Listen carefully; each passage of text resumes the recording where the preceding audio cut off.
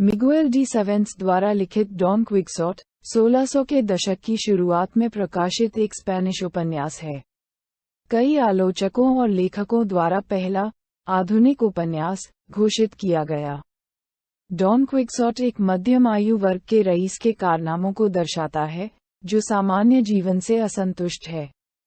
अपने कार्यों को मध्ययुगीन शिष्टता के लेंस के माध्यम से देखता है।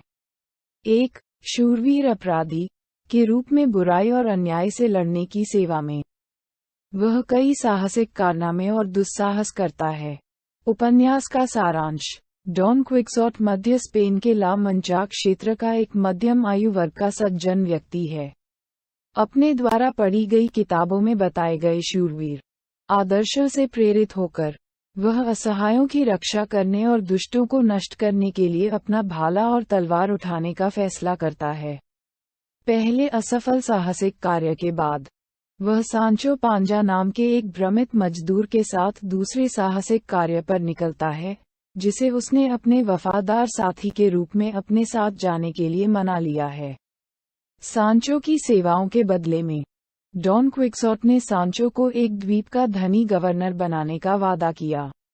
डॉन क्विक्सोट अपने घोड़े रोसिनाटे पर सवार होकर गौरव और भव्य रोमांच की तलाश में स्पेन की सड़कों पर यात्रा करता है।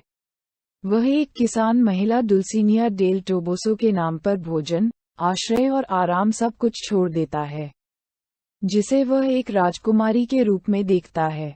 अपने दूसरे अभियान में डॉन क्विक्सोट एक रक्षक से अधिक एक डाकू बन जाता है, जो चकित और उचित रूप से क्रोधित नागरिकों से चोरी करता है और उन्हें चोट पहुंचाता है, जबकि वह अपने नाइटहुड या दुनिया के लिए खतरा मानता है।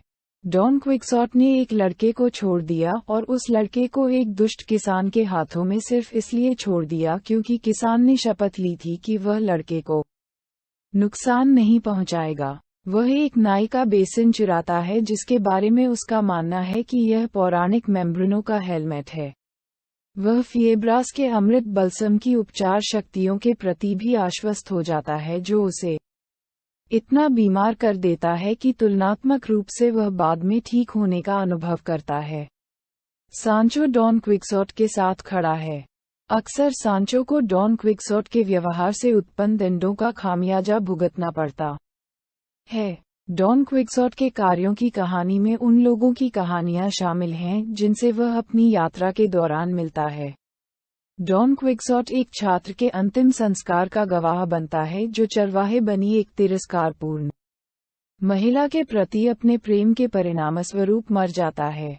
वह एक दुष्ट और कुटिल गैली गुलाम गाइन्स डी पासामोटे को मुक्त करता है और अनजाने में दो शोक संतप्त जोड़ों, कार्डिनियो और लुसिंडा, और फर्डिनेंड और डोरोथिया को फिर से जोड़ता है। फर्डिनेंड के विश्वासघात से टूटे हुए चार प्रेमी अंततः एक सराय में एक साथ आते हैं जहां डॉन क्विक्सोट सोता है, ये सपना देखते हुए कि वह एक विशाल राक्षस से लड़ रहा है। रास्ते में साधारण सांचो डॉन क्विक्सोट के सीधे आदमी की भूमिका निभाता है, जो अपने मालिक की विचित्र कल्पनाओं को सही करने की पूरी कोशिश करता है। डॉन क्विक्सोट के दो दोस्त, पुजारी और नाई, उसे घर खींचने के लिए आते हैं।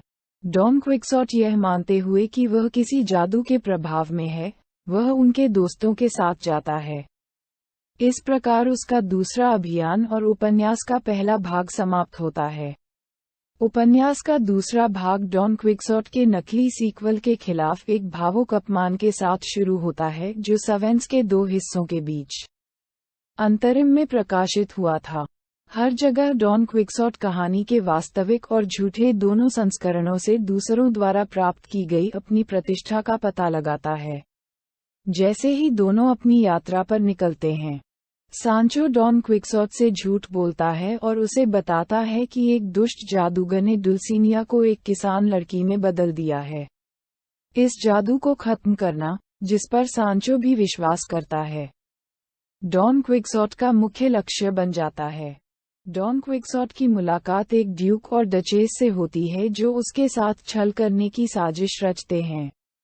उदाहरण के लिए, वे एक नौकर को मलिन की पोशाक पहनाते हैं और डॉन क्विक्सोट को बताते हैं कि डुल्सिनिया का जादू जिसे वे एक धोखा मानते हैं।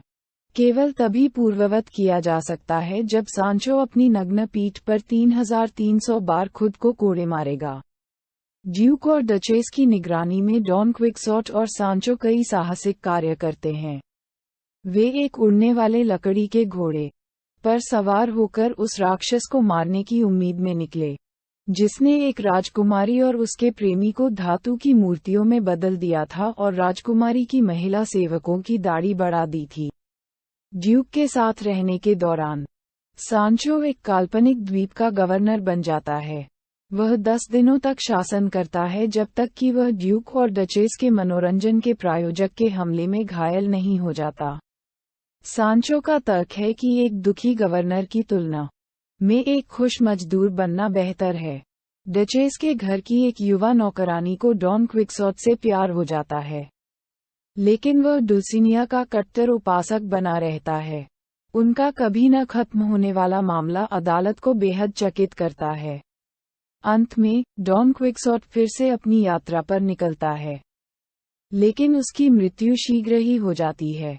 उसके बार्सिलोना पहुंचने के कुछ ही समय बाद वास्तव में एक पुराना myth night of the white moon भेष बदलकर उसे हरा देता है। सवेंस डॉन क्विक्सॉट की कहानी को एक इतिहास के रूप में बताते हैं, जिसके बारे में उनका दावा है कि उन्होंने साइड हामेटे बेनेंगेली नाम के एक मूर द्वारा लिखी गई पांडुलिपि से इसका अनुवाद किया है। सवेंस अपने स्वयं के उपन्यास में एक पक्ष बन जाते हैं, यहाँ तक कि सांचो और डॉन क्विक्सॉट को अपने स्वयं के इतिहास को संशोधित करने और उनके नाम से प्रकाशित झूठे इतिहास पर नकारात्मक टिप्पणी करने की अनुमति भी देते हैं।